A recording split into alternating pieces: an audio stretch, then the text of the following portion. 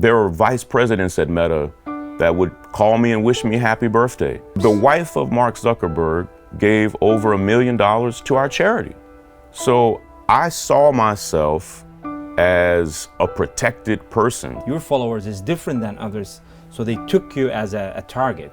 He says, Shaun, there are both corporations and governments that are asking Meta to remove you from the platform. My account was one of the 3 most shared accounts in the world.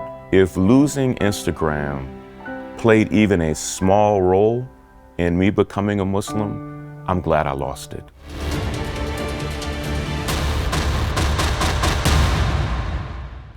Ladies and gentlemen, Assalamu alaikum, and welcome to the new episode of Digital Intifada. Today, we have an extraordinary guest, Shaun, who has been a powerful voice for justice and human rights.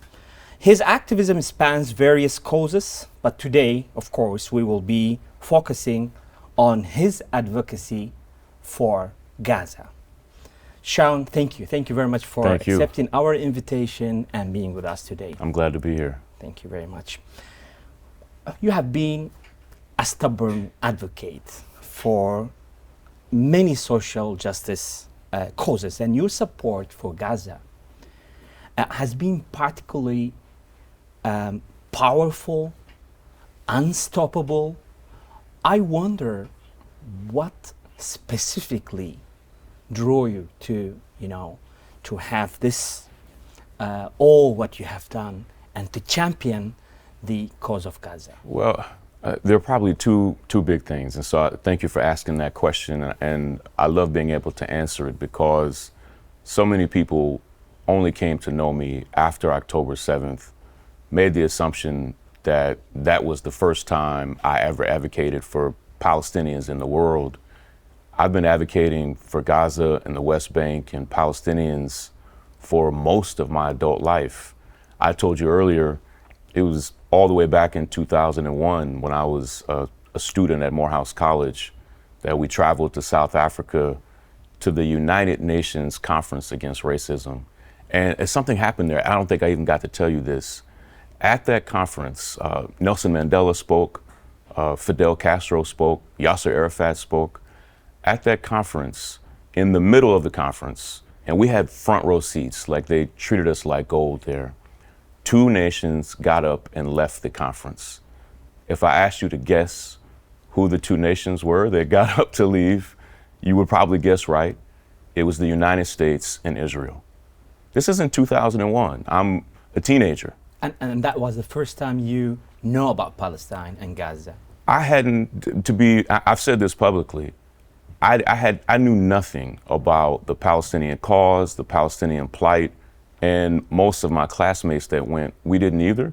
And I joke because we were used to being the most popular students in whatever room we went to.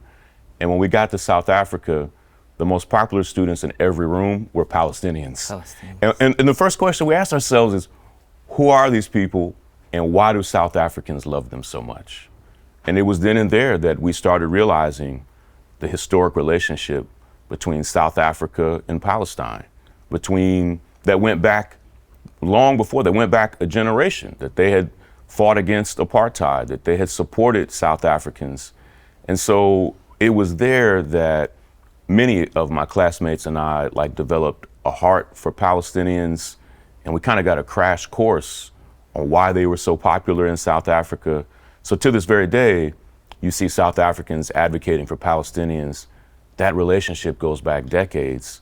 So from 2001 forward, any chance I've gotten, I've always tried to advocate for Palestinians. But today, for me to put the effort and energy that I have into advocating against this genocide, it really comes out of my personal relationships with Palestinians. Some of my very best friends in the world are Palestinians. Before October 7th, I had friends living in Gaza. I still have close friends living in Gaza, living in the West Bank. So for me, it was personal. Friends who had advocated for me for years, who had marched with me, protested with me, and never expected anything in return. Palestinians who showed up for African Americans fighting against police brutality or mass incarceration. So for me, this was a relationship. You fight for your friends. Yeah. And Palestinians have been my friends for a long time. Well, I can ask you how you used your all platforms for Gaza. I mean, the whole world knows how did you dedicated your social media for advocating for Gaza. And of course, first, before we speak about how they tried to stop you, what's the examples of the impact that you got from that advocacy? Well, I saw my role from October 7th on as telling really the non-Muslim, non-Arab world what was going on there. At that point on... Which is very important. So, I mean, most of the social medias are having followers, let's say, who knows already about Palestine, but specifically your social media or your people that they know you, they are people who hearing Palestine and Gaza for the first time, which is very crucial. So for me, on October 6th, I would say 90% of my followers were not Muslims. And most of them probably could not have pointed to Gaza on a map. And so after October 7th, I kind of saw my job as a translator, like as a literal translator. I would get friends of mine to translate videos and I would put captions on them. Cultural translation. Yeah, but a cultural interpreter, a cultural translator to try to explain to people, here's what's happening, here's what I see. And I would try to put it in a language that anybody could understand. If it was, I have kids that follow me on social media, I have elders that follow me, and I wanted people, no matter what their religion or background, to be able to say, I didn't understand that. And so I saw my role as informing people that normally would get their news from unreliable places when it comes to Gaza, to inform them in a way that they never were. And I saw my job as pointing people to people in Gaza and the West Bank that they should follow. So, hey, let me explain to you what you see, but also please follow this woman, please follow this man. And so I think my biggest pride before I was banned from Instagram was helping, hundreds of Palestinians grow their base. And today, most of them are still on the platform and are able to advocate for themselves, which still gives me great joy. So they couldn't stop you basically by banning. But speaking about the ban and how did they gradually ban all your platforms, I think not only Instagram, but many websites and other social media platforms that you were active on it, and I can see that the thing that you mentioned is very important, that mention others so they can continue even if you are not there. But again, did they stop you?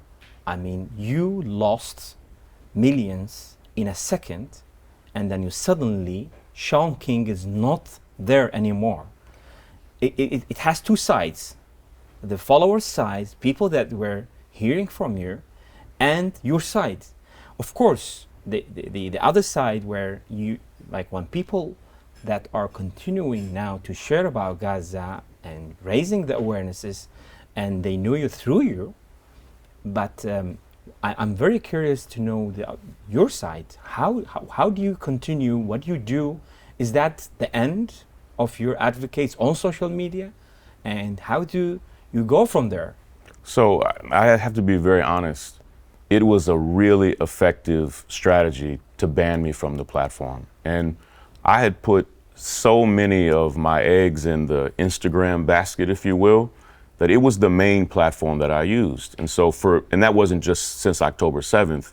For years, I poured my heart and soul into developing a community there, and I had ignored almost every other platform. And so I hadn't really grown my base. I had millions of followers on other platforms, but I wasn't really using them.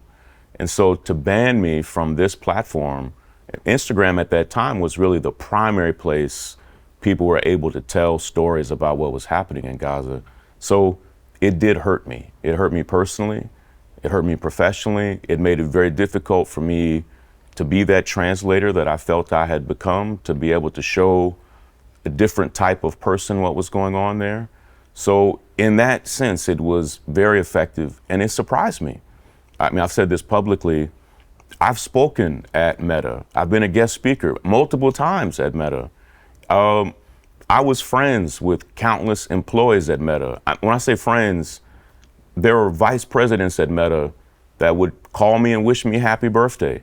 That when they would see that my children were sick, they would write me and say by name, how is your son doing? How is your daughter doing? The wife, they are on the board of these platforms. The wife of Mark Zuckerberg gave over $1 million to our charity. So I saw myself as a protected person. Like in October, November, employees at Meta would contact me to help them mediate conflicts with Palestinians. So I saw myself, I was proud of my work. Like I felt like, okay, this platform is a place where we can do this advocacy and I'm safe here.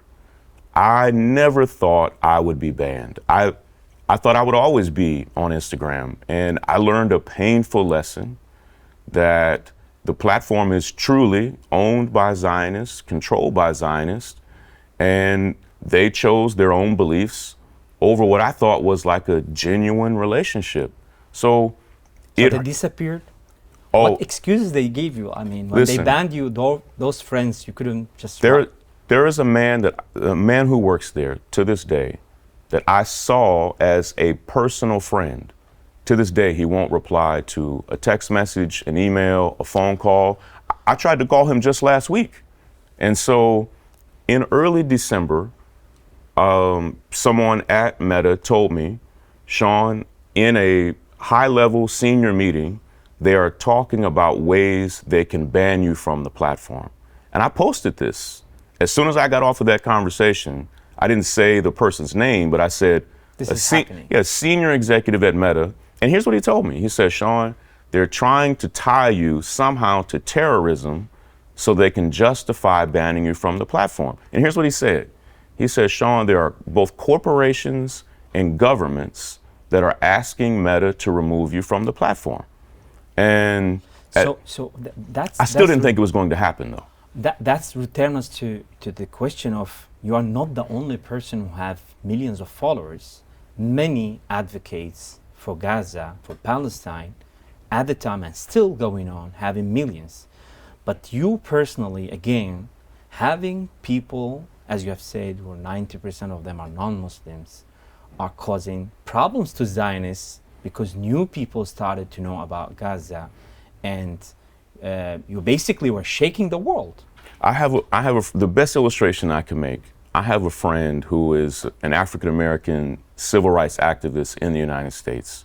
He called me this past week, and he wanted to know why I was critiquing the policies of Kamala Harris regarding Gaza.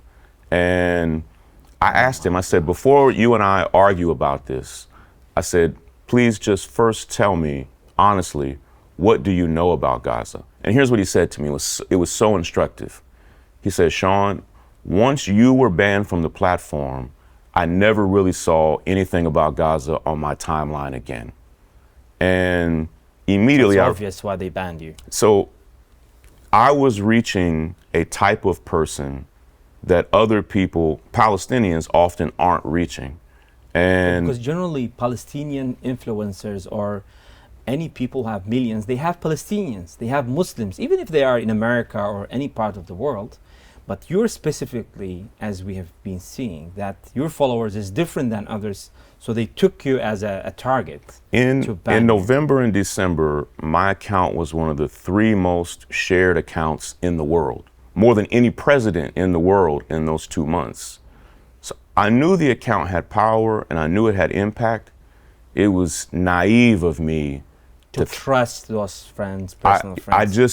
I didn't think it would happen that way. Do you think that this Muslim world or the Ummah in general needs a solution for this? I mean, this is a dead end for anything that you want to do, and then suddenly they can't stop you because they own these platforms. Well, what we've learned is painful, and it's something that African Americans in the United States have been talking about. When you not only don't own a platform, but you're not even having representation on the board of that platform, they can make a decision against your best interest any day they want. Right now, there are virtually no Muslims on the board of any major tech company. And so, not only are there not Muslim vice presidents or CEOs or owners or major shareholders sometimes, it's not about Muslims as well. Even the African Americans are not represented there. have almost no representation. And so we have to ask ourselves, one, either how do we have more representation at these companies, or how do we build companies that may be meant for everybody where we still have greater ownership and representation? Because at any moment, we can be removed from any of these platforms or suppressed on any of these platforms. And what we've seen is there's virtually nothing you can do about it. What I've had to tell people is it's not illegal to do what they did to me because it's their company. They own it. It's like if someone was yelling inside of a restaurant, they can remove that customer. And because even they own the restaurant. Yeah, it's their restaurant. And so they didn't want me on the platform, even though what they did was unjust. I think it even violated their own policies. What my attorneys have said is, Shaun, their policies are meant for them to follow, but if they don't want to follow their own policies, it's not illegal. And so they don't have to follow them. If they want you gone, you can be gone. That's really needing a long-term strategy. For sure. And I think we take lessons many times, but we still have hopes that we have one day, very soon, inshallah, to have our own platforms to, fight for our rights. But again, for now, currently, I can see you are not stopped. You're still everywhere around the world, speaking any chance you get for Gaza, for Palestine. What is the current projects? What are the work that you do that excites you these days? Because I can see still that you have a lot of energy that you speak and work for Gaza. I think I have to start with one thing. When I was banned from Instagram, I was very bitter about it. I was sad. I would still get my phone out to open the app and realize, like, they made it to where not only did they ban my account, they banned every business account that I have. I had a podcast page that had 300,000 followers. They banned that. They banned my civil rights organization's page, which was not even a page about Gaza. They banned it. Anything touching me, they removed. Like, to this day, I can't even if I open another account, it's banned within minutes. And so I don't even do it anymore. At first I was bitter and frustrated and even confused, like, what am I supposed to do next? This is how I planned on doing this advocacy. After a few months, I actually started to see it as a blessing.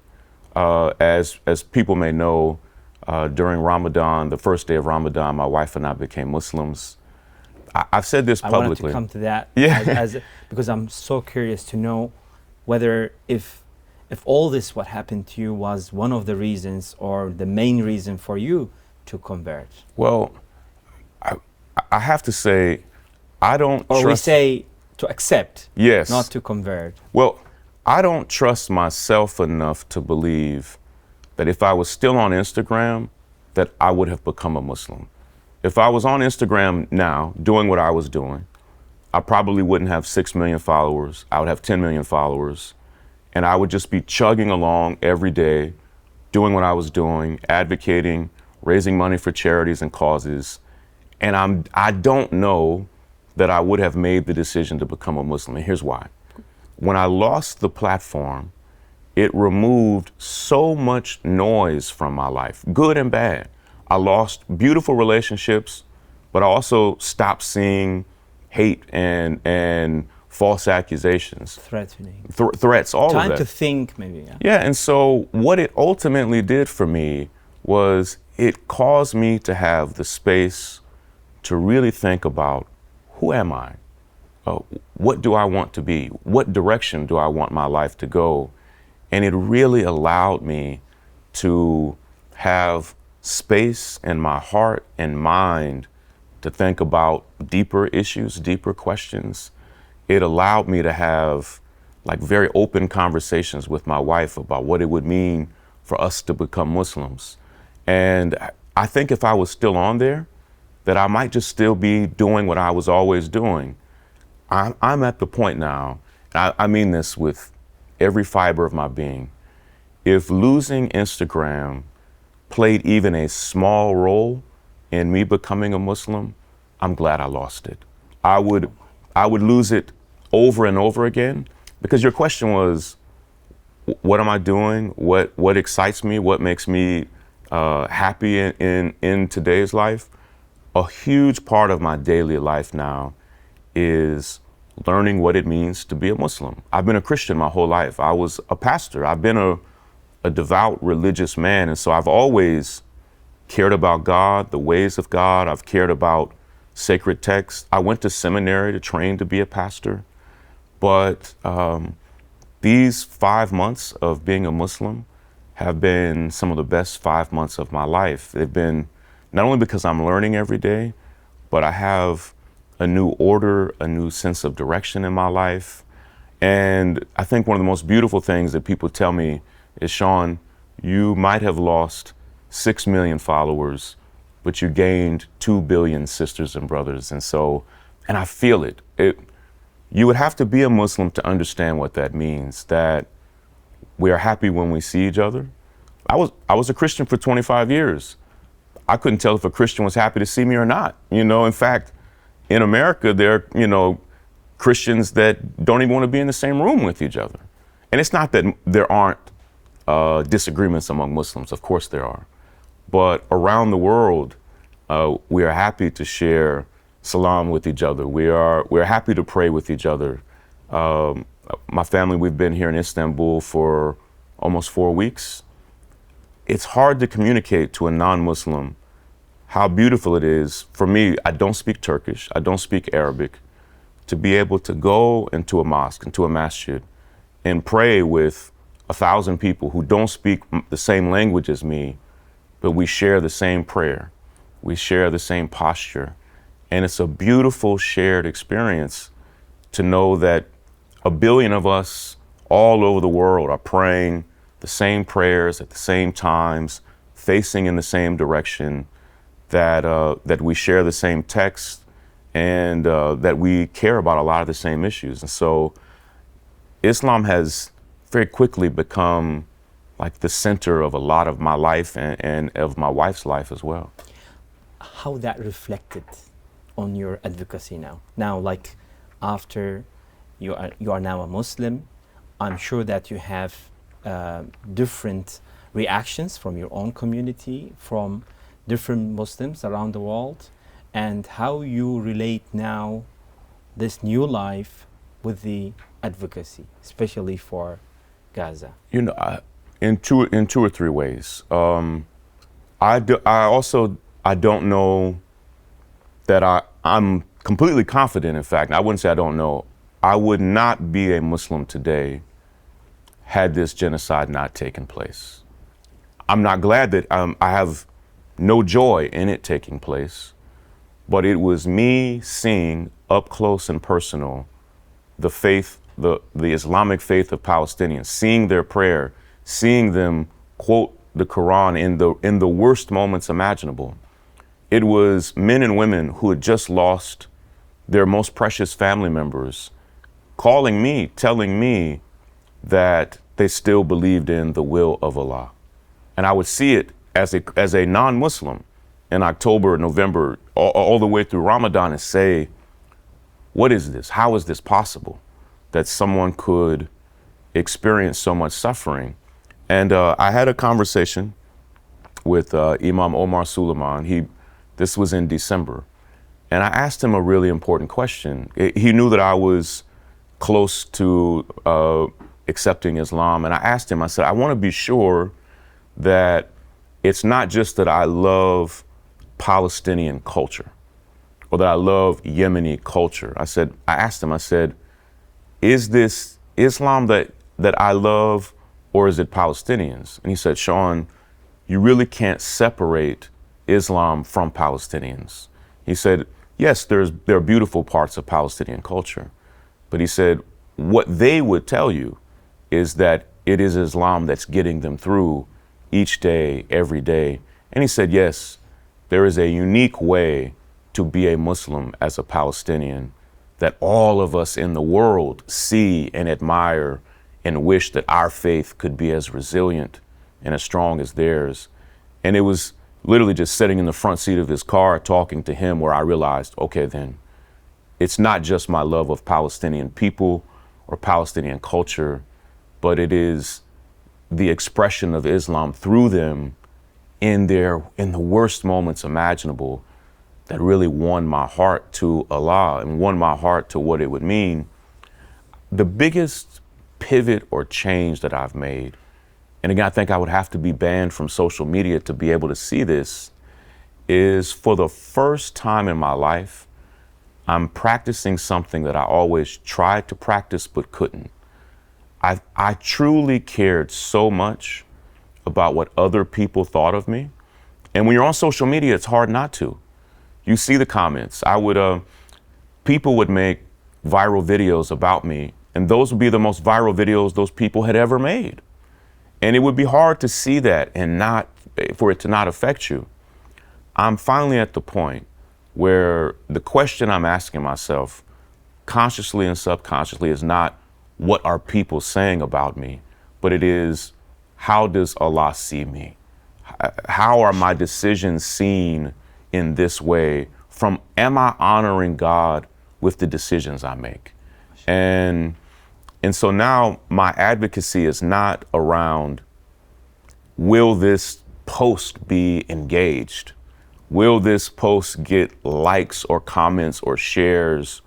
Or even, will this change the way the world sees an issue? It is to say, is Allah pleased with what I'm doing? And so it's not that my advocacy has changed, but how I see it has changed. It's given me more courage, where now I'm not worried if I'm popular or not. Now, I don't want to lie and say I don't care at all about I care about what you, as my friend, I care about what you think of me. I care about what my wife thinks of me. But beyond that, I primarily want to ask myself, does this honor Allah? And if it's popular, unpopular, if it's viral or not viral, it doesn't matter to me. MashaAllah. I can listen to these stories for hours and hours, but the program has, Sure, time, yes. and I can't, finish it without asking you a message to people, to young people who are willing to do stuff, but they don't know where to start, or a lot of people, they do stuff, but they don't know whether they are on the right way or how to have the courage to continue and, to have that courage that you have it after all what you have been facing last few months.